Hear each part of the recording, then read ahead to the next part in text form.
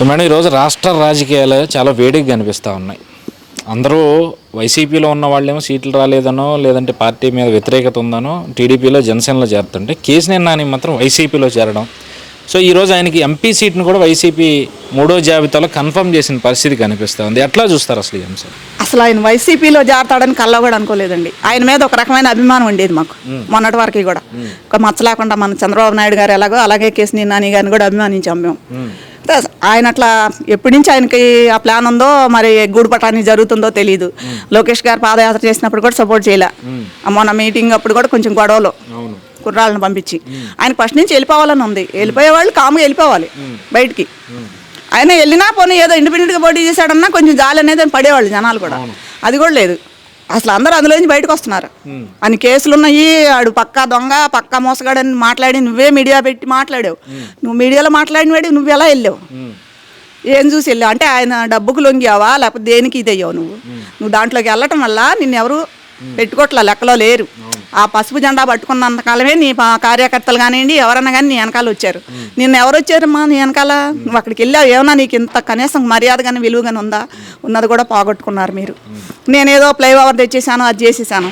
ఆ స్థానంలో ఎంపీ అనేవాడు ఎవరున్నా సరే చేస్తారు. ఆ ఎంపీ సీట్ ఇచ్చింది చంద్రబాబు గారు నీకు. అలాంటిది చూసి ఇచ్చారా లేదంటే వెనకున్న శక్తిని చూసి ఇచ్చారా అనే ఏదో సామెత ఉంటుంది కదా.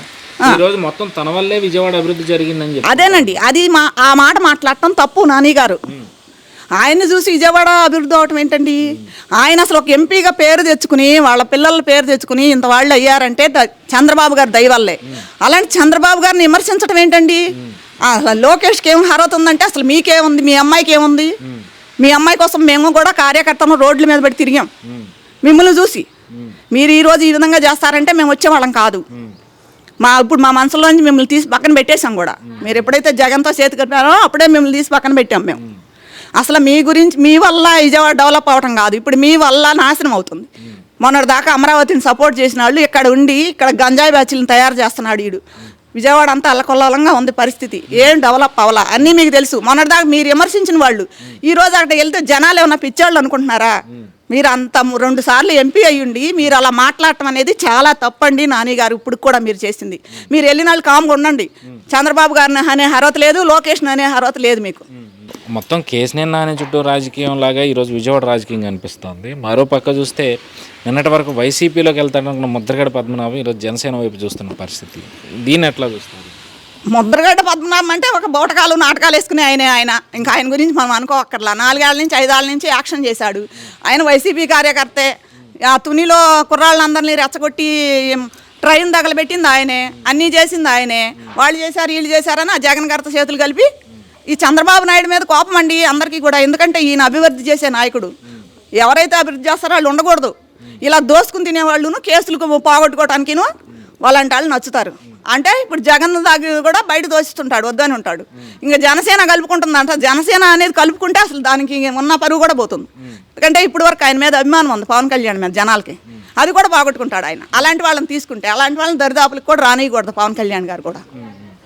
అంటే ఇప్పటికే మీరు చెప్తా ఉన్నారు అలాంటి వాళ్ళని తెలుసుకుంటే ఉన్న పరువు పోతుంది అని చెప్పి. అంటే ఇవి కొంచెం నెగిటివ్గా వెళ్ళే అవకాశం లేదంటారా మీ మాటలో? ఎలా ఎందుకు వెళ్తాయండి? మేము నెగిటివ్గా ఏం మాట్లాడలేదు. పవన్ కళ్యాణ్ గారిని కూడా మంచి మనసు అయింది కూడా. వాళ్ళ అన్నయ్య గారు లాగా పార్టీ తీసుకెళ్ళి వేరే దాంట్లో పెట్టలా. 10 ఏళ్ళ నుంచి ఆయనే ఉన్నాడు పాపం. ఆయన ఇప్పుడు కలిశాడు. ఆయన కూడా ఒక ఎమ్మెల్యే అవ్వాలి, గెలవాలి, అసెంబ్లీ అడుగు పెట్టాలని నేను కూడా కోరుకుంటున్నా. ఆయన ఇప్పుడు పెద్ద నాయకుడు అవ్వకపోవచ్చు, ఇంకో 10 ఏళ్ల తర్వాత ఆయనే బాగా ఇదవుతారేమో. ఆయనే ముఖ్యమంత్రి అవుతుంది, ఎవరైనా చెప్పలేం కదమ్మా. ఆయన మనం అనాలని కాదు అది. అలాంటి వాళ్ళని తీసుకోకూడదు. ఆయనకు కూడా తెలుసు కదా. అలాంటి వాళ్ళని దరిదాపులకు రానియకూడదు. బాబు గారు కూడా ఎవరిని పడితే వాళ్ళని తీసుకోకూడదు. తీసుకుంటాం వల్ల మన పార్టీకి కూడా చెడ్డ పేరు వస్తుంది. మనకున్న ఇప్పుడు రాజకీయాల్లోకి మీలాంటి కుర్రాళ్ళు రావాలంటే భయపడుతున్నారు. ఇలా ఉంటుందా రాజకీయం అంటే అని అసహించుకుంటున్నారు. ఆలోచించాలి వాళ్ళు కూడా, నాయకులు కూడా. అలాగే మరి ఇప్పుడు వైసీపీ విడుదల చేసిన మూడో జాబితా మీద మీ అభిప్రాయం ఏంటి? ఎమ్మెల్యే ఎంపీలు ఇంకా అభిప్రాయం ఏమీ లేదు. వాళ్ళ గురించి మేము అసలు అభిప్రాయపడట్లేదండి. మేము చూస్తూనే ఉన్నాం. 180-90 మంది తెలుగుదేశాన్నే గెలిపిస్తామమ్మా, పథకాలు ఇస్తాం. మేము బాబు షూరిటీ ప్రోగ్రామ్ చేస్తే కూడా మేము ఈ పథకాలు వస్తాయండి మీకు పథకాలు ఇస్తామని చెప్పి. పథకాలు ఎవరికి కావాలండి?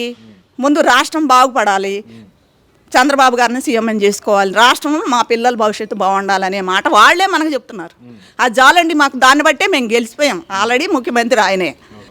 సో అలాగే ఇప్పుడు చంద్రబాబు నాయుడు గారి కేసులకు సంబంధించి అందరూ కూడా మర్చిపోయారు ఒక రకంగా చెప్పాలి అంటే. ఈ టైంలో హైకోర్టు ఆయన మీద పెట్టిన 3 కేసులు ఏవైతే ఉన్నారో, ఇన్నర్ రింగ్ రోడ్డు కానీ, మద్యం కేసు కానీ, ఇసుక కానీ, వాటి మీద ముందస్తు బెయిల్ని మంజూరు చేసింది. అయితే ఈ కేసు నిన్న అనే టాపిక్ వల్ల అది పెద్దగా జనాల్లోకి వెళ్ళని పరిస్థితి అయితే కనిపిస్తూ ఉంది. అసలు దీన్ని ఎట్లా చూస్తారు అసలు ఈ బెయిల్ రావడం అనే అంశాన్ని? అసలు ఆయన ఏం చేయలేదు, ఈ వట్టి కేసులు దొంగ కేసులు పెట్టాడు, చేశాడు, ఇవన్నీ కూడా బయటకు వస్తున్నాయి అని చెప్పి మొన్న అక్కడ తిరువూరులో సభ కూడా సక్సెస్ అయ్యింది. ఇవన్నీ బయటకు వస్తున్నాయి, రాకుండా ఉండాలని చెప్పేసి వీళ్ళు కలిసి నాటకం ఆడారు.